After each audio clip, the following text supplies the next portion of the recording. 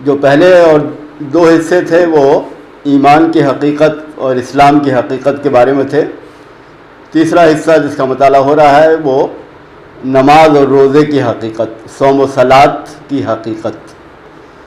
تو اب تک جو کچھ بھی خطبے آپ کے سامنے آئے اس میں دین کے بعض اہم الفاظ، بعض کی ورڈز، ان کے معنی ہمارے سامنے رکھے گئے.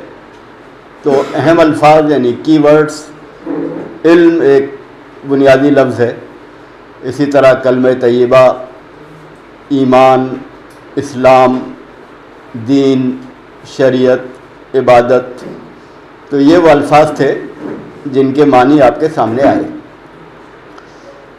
اب عبادت کی جو معنویت ہے، عبادت کی جو سگنیفیکنس ہے، اس میں اللہ تعالیٰ کے سامنے جھکنا شامل ہے، جسے ہم پرستش یا ورشپ کہتے ہیں. اسی طرح اس کی بات ماننا، اطاعت کرنا، حکم ماننا، انکنڈیشنل اوبیڈینس یہ شامل ہے، اللہ تعالیٰ کی اطاعت کرنا. اور اس میں اللہ کی غلامی، وفاداری یہ بھی شامل ہے. تو عبادت کا مفہوم کافی وسیع ہے، وائڈ ہے، کمپریہنسو ہے، اور عبادت کے جو تقاضے ہیں وہ پوری زندگی سے تعلق رکھتے ہیں. لیکن اس عبادت میں جو 5 ارکان ہیں، جو 5 پلرز ہیں اسلام کے، وہ بنیادی اہمیت رکھتے ہیں.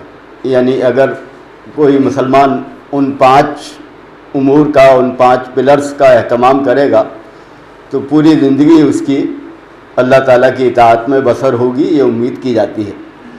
تو ان میں سے پہلا رکن گواہی دینا ہے، اللہ کے علاوہ کوئی معبود نہیں ہے، محمد صلی اللہ علیہ وسلم اس کے رسول ہیں. گواہی کے بعد صلاۃ ہے، نماز، اس کے بعد زکوٰۃ ہے، پھر حج ہے، اور پھر رمضان کے روزے ہیں. تو ان 5 امور کا خاص اہتمام کرنا ضروری ہے. یعنی پوری زندگی میں آدمی اللہ کی اطاعت کرے گا، مگر ان 5 باتوں کا خاص اہتمام کرے گا، تبھی امید کی جاتی ہے کہ پوری زندگی اللہ کی اطاعت میں بسر ہوگی. تو گواہی کے بعد ترتیب کے لحاظ سے سب سے پہلے صلاۃ کا ذکر ہے، نماز کا ذکر ہے. اور اس بارے میں 2 خطبوں کا خلاصہ آپ نے سنا. تو پہلا جو خطبہ تھا وہ نماز با جماعت اس کا نام تھا، اس کا خلاصہ جناب اوصاف صاحب نے پیش کیا. دوسرا جو خطبہ تھا وہ نمازیں بے اثر کیوں ہو گئیں، اس کا خلاصہ جناب سید مبشر صاحب نے پیش کیا. اور اس سے پہلے جو آپ سن چکے ہیں پچھلی بار، اس میں نماز میں کیا پڑھا جاتا ہے اس کا ذکر ہو چکا ہے. تو گویا نماز کا ذکر پچھلے ہفتے سے چل رہا ہے، مگر اب کچھ خاص پہلو آج کی اس نشست میں آپ کے سامنے آئے ہیں. تو اگر کوئی شخص مسجد نہ جا سکا ہو، مسجد دور ہو، تو وہ اکیلے نماز ادا کرے گا تو اس کی گنجائش ہے. لیکن عام حالات میں مردوں سے کہا گیا ہے کہ وہ مسجد میں جماعت کے ساتھ نماز ادا کریں. یہاں تک کہ اگر بستی کے باہر جنگل میں بھی مسلمان ہوں، 3 مسلمان اکٹھا ہوں، تو ان کو بھی نماز با جماعت کا اہتمام کرنا چاہیے. الگ الگ نماز نہ پڑھیں، کسی کو امام بنائیں اور نماز ادا کریں. تو اقامت صلاۃ، نماز کو قائم کرنا، اس میں یہ بات اپنے آپ شامل ہے کہ نماز جماعت کے ساتھ ادا کی جائے. تو نماز کے اپنے فائدے ہیں جس کا ذکر پہلے آ چکا ہے. یعنی نماز کے جو اصل فائدہ ہے وہ یہ ہے کہ وہ اللہ کی یاد دلاتی ہے، اور پھر اس کا جو دوسرا فائدہ ہے وہ یہ ہے کہ وہ برائیوں سے اور بے حیائی کے کاموں سے روکتی ہے. تو یہ فائدے تو نماز کے ہر صورت میں ہے، چاہے نماز با جماعت پڑھی جائے گی یا اکیلی پڑھی جائے گی، ہر صورت میں آدمی اللہ کو یاد کرے گا اور نماز اسے ٹوکے گی برائیوں پر، بے حیائی پر. لیکن نماز با جماعت کے کچھ خاص فائدے ہیں، اور ان خاص فائدوں کا ذکر اس خطبے میں کیا گیا ہے. تو ہمیں یہ بتایا گیا کہ اذان ہوتی ہے تو آدمی اذان سنتا ہے اور اس کا جواب بھی دیتا ہے. تو یہ جو پکار ہے یہ اس کے ایمان کو تازہ کرتی ہے، اس لیے کہ اس میں کلمہ دہرایا جاتا ہے، اشہد ان لا الہ الا اللہ، اشہد ان محمد رسول اللہ. تو اذان دینے والے کا بھی ایمان تازہ ہوتا ہے، اذان جو سنتا ہے اور جو اس کا جواب دیتا ہے اس کا بھی ایمان تازہ ہوتا ہے. اور اگر ایسے لوگ ہوں جو مسلمان معاشرے میں نہ ہوں، غیر مسلم ہوں، لیکن عربی جانتے ہوں، تو اذان ان کے لیے اسلامی دعوت کا بھی کام کرتی ہے. یعنی اسلام کا پیغام کیا ہے اذان سے معلوم ہو جاتا ہے۔ تو بہرحال نماز باجماعت کے لیے اذان ضروری ہے، اور یہاں سے نماز باجماعت کی معنویت شروع ہوتی ہے۔ پھر اس کے بعد آپ دیکھتے ہیں کہ جو لوگ جمع ہوئے مسجد میں وہ کیوں جمع ہوئے؟ تو لوگ تو مختلف کاموں کے لیے جمع ہوتے ہیں، کبھی لین دین ہوتا ہے، کبھی دوستی ہوتی ہے، کبھی کوئی اور کام ایسا ہوتا ہے جس میں لوگ ایک دوسرے سے ملتے ہیں، لیکن یہاں جو وہ جمع ہوئے مسجد میں تو وہ صرف اللہ کی یاد کے لیے جمع ہوئے۔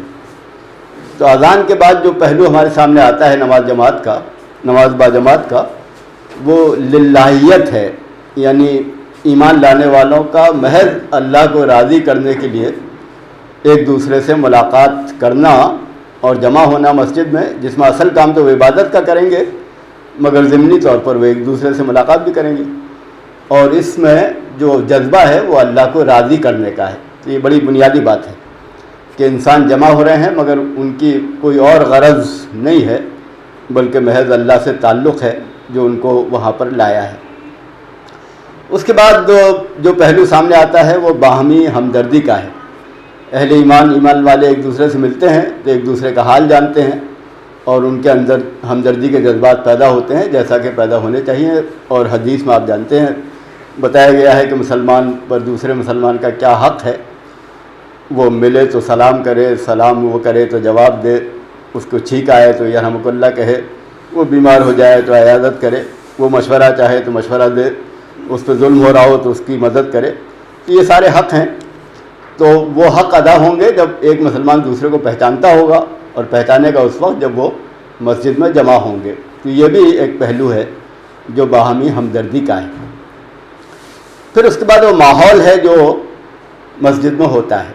تو آپ کے سامنے یہ بات تو آ گئی کہ محرک جو ہوتا ہے، موٹو، وہ تو اللہ کو راضی کرنا ہوتا ہے، اور ماحول یہ ہوتا ہے کہ مسجد میں لوگ سنجیدہ ہوتے ہیں، کوئی آدمی غیر سنجیدہ حرکتیں نہیں کرتا، سب اللہ کی طرف متوجہ ہوتے ہیں۔ تو مسجد میں جو ماحول ہوتا ہے مسجد کے باہر ہو ہی نہیں سکتا، تو یہ بات ہم سب لوگ اچھی طرح جانتے ہیں۔ تو یہ بھی نماز باجماعت کا ایک خاص پہلو ہے کہ آدمی اس ماحول سے فائدہ اٹھاتا ہے جس میں ہر طرف خدا کی بندگی کی روح چھائی ہوئی ہوتی ہے۔ پھر نماز باجماعت کا جو عملی پیغام ہے وہ مسلمانوں کی برادری کا ہے، برادرہڈ۔ انما المؤمنون اخوۃ، یعنی بے شک ایمان والے بھائی بھائی ہیں۔ تو یہ بھائی بھائی جو ہیں یہ ایک صف میں کھڑے ہوتے ہیں۔ یہ مسلمانوں کے کھڑے ہونے کا ایک خاص انداز ہے، یعنی کندھے سے کندھا ملا کر کھڑے ہونا۔ آپ جانتے ہیں ایک کھڑے ہونا ہوتا ہے وہ جو فوجی مشق ہوتی ہے، اس میں ایک کے پیچھے ایک آدمی کھڑا ہوتا ہے۔ تو یہ جو کھڑے ہونے کا اسٹائل ہے، انداز ہے، اس میں وہ جو کام ہے اطاعت کا، یعنی کہا جاتا ہے کچھ کرو تو وہ کرتے ہیں لوگ جو کھڑے ہوئے ہیں، تو وہ کام تو ہو جاتا ہے، لیکن ان میں آپس میں تعلق نہیں پیدا ہوتا، بلکہ آپس میں فاصلہ جو ہے وہ زیادہ محسوس ہوتا ہے۔ یعنی جو ایک شخص ہے اس کے پیچھے دوسرا کھڑا ہے، 1 فٹ کا فاصلہ ہے، 2 فٹ کا ہے۔ نماز باجماعت کا جو کھڑے ہونے کا اسٹائل ہے وہ دنیا میں کہیں اور نہیں ہے، کہ کوئی اور اسمبلی اس طرح کی نہیں ہوتی۔ تو یہ وہ برادرہڈ ہے جو نماز کا عملی پیغام ہے۔ پھر اس میں آفاقیت ہے، یونیورسلٹی ہے، یعنی نماز ایک ہی طریقے سے پڑھی جاتی ہے، سارے لوگ ایک ہی طریقے سے پڑھتے ہیں، ہر ملک میں ایک ہی طریقے سے پڑھتے ہیں۔ تو یہ نماز کے پیغام کے پہلو ہیں جو نماز باجماعت سے سامنے آتے ہیں۔ پھر نماز میں آپ دعا کرتے ہیں۔ یہ بات پچھلی بار آپ کے سامنے آئی تھی کہ نماز جو ہے ہمیں تعلیم بھی دیتی ہے، یعنی قرآن ہم پڑھتے ہیں، لیکن نماز کی جو اصل روح ہے وہ دعا ہے۔ تو وہ دعا تو سورہ فاتحہ سے شروع ہو جاتی ہے، تو اصل دعا تو وہی ہے، اہدنا الصراط المستقیم، ہمیں سیدھا راستہ دکھا۔ لیکن جب آپ آخر میں بیٹھتے ہیں سلام سے پہلے تو پھر اور دعاؤں کی بھی گنجائش آپ کے لیے ہے، مگر وہ اصل دعا تو یعنی اس کو تو چھوڑا جا ہی نہیں سکتا، سورہ فاتحہ تو پڑھنی ہے، اس کے بغیر نماز نہیں ہوگی۔ تو اصل دعا جو ہے وہ یہ ہے کہ ہمیں سیدھا راستہ دکھا، ہدایت کی دعا ہے اصلاً۔ تو نماز کا پیغام یہ بھی ہے کہ ہم اللہ سے ہدایت طلب کر رہے ہیں، دن میں 5 بار کم از کم ایسا کر رہے ہیں۔ پھر جیسا کہ آپ کو بتایا گیا کہ جو امام ہوتا ہے اور مقتدی ہوتے ہیں، یعنی جو اس کے پیچھے نماز پڑھتے ہیں، تو یہ جو پورا طریقہ ہے یہ ہمیں اجتماعی زندگی کے آداب سکھاتا ہے. یعنی نماز میں اجتماعی زندگی ہوئی مسجد کے اندر، مگر وہ اجتماعی زندگی ختم نہیں ہو جائے گی، بلکہ مسجد کے باہر بھی مسلمانوں کو اجتماعی زندگی گزارنی ہے.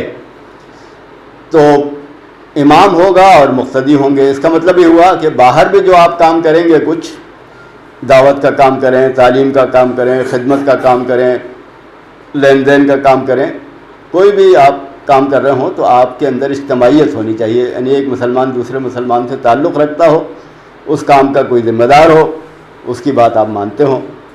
تو نماز ہمیں پیغام دیتی ہے کہ نظام اجتماعی ہمیں بنانا چاہیے.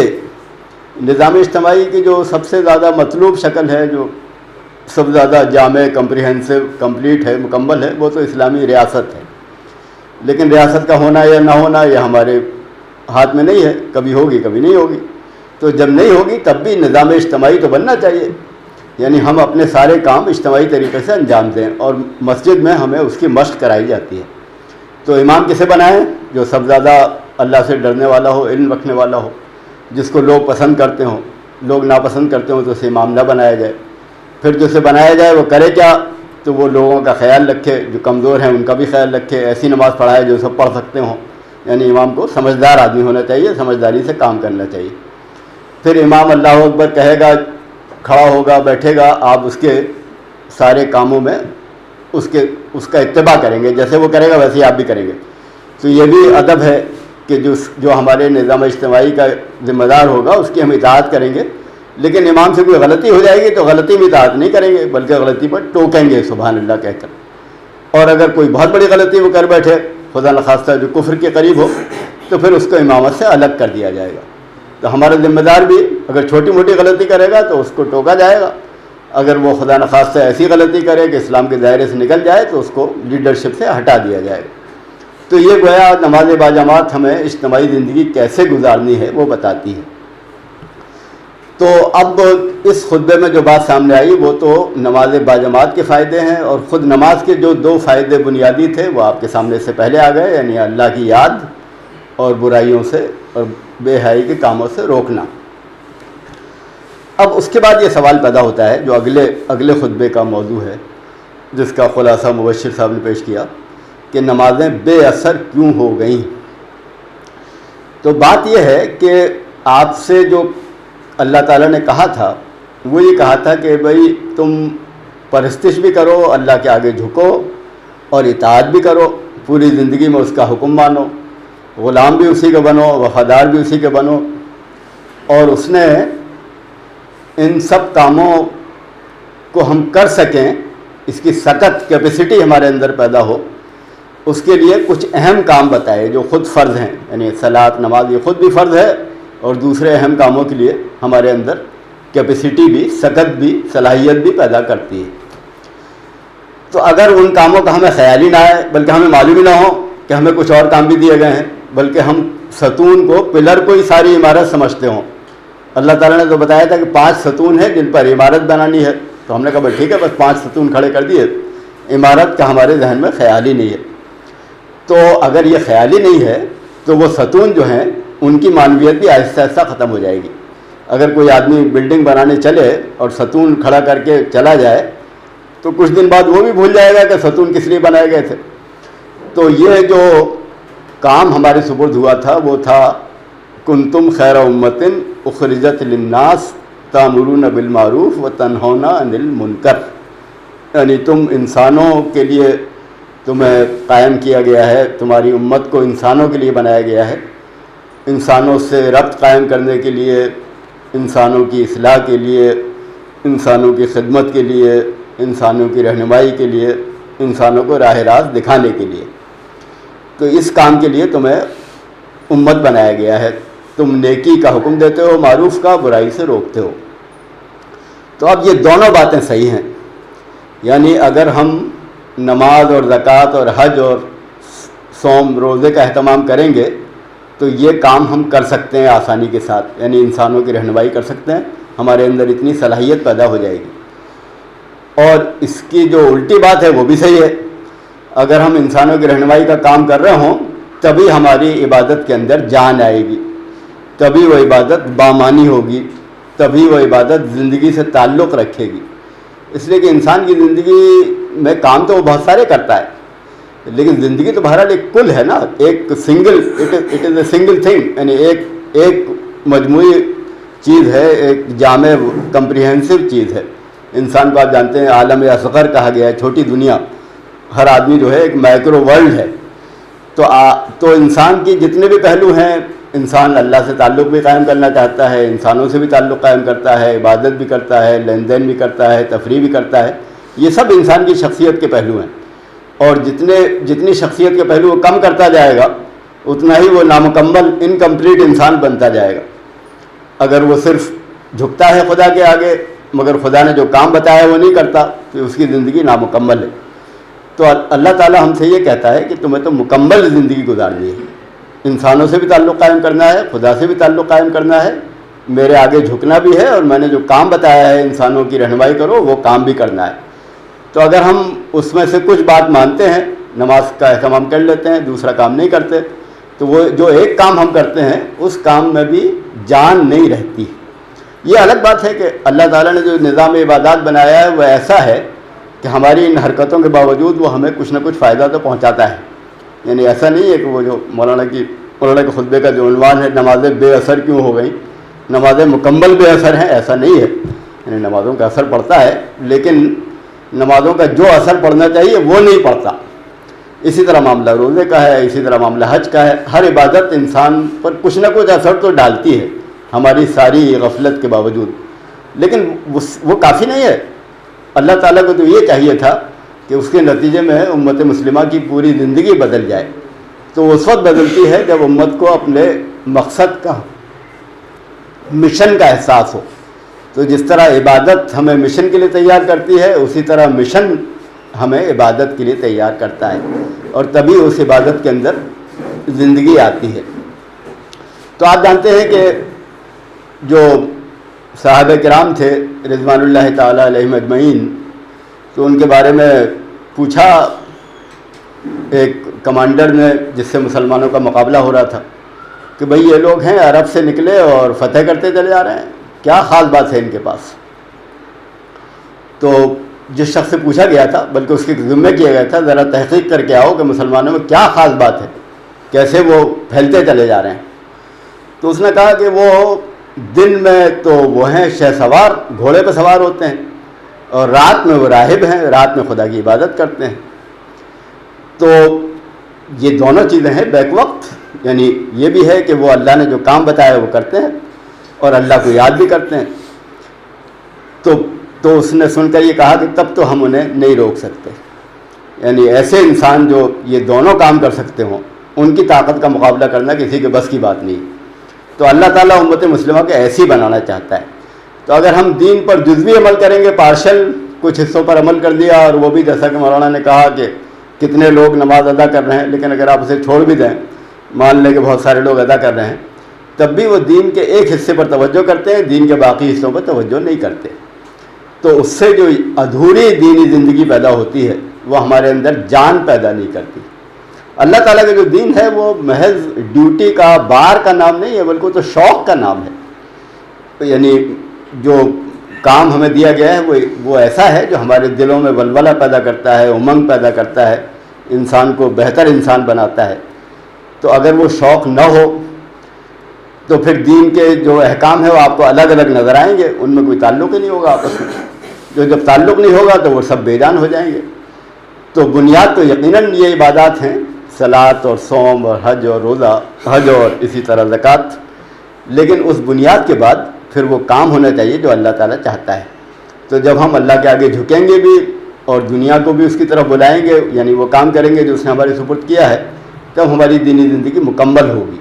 और जब मुकम्मल होगी तो उसके अंदर जान आएगी, वो हमें भी पुरकशिश महसूस होगी, अट्रैक्टिव महसूस होगी, दुनिया को भी पुरकशिश महसूस होगी। व आखिर दावाना अल्हम्दुलिल्लाहि रब्बिल आलमीन।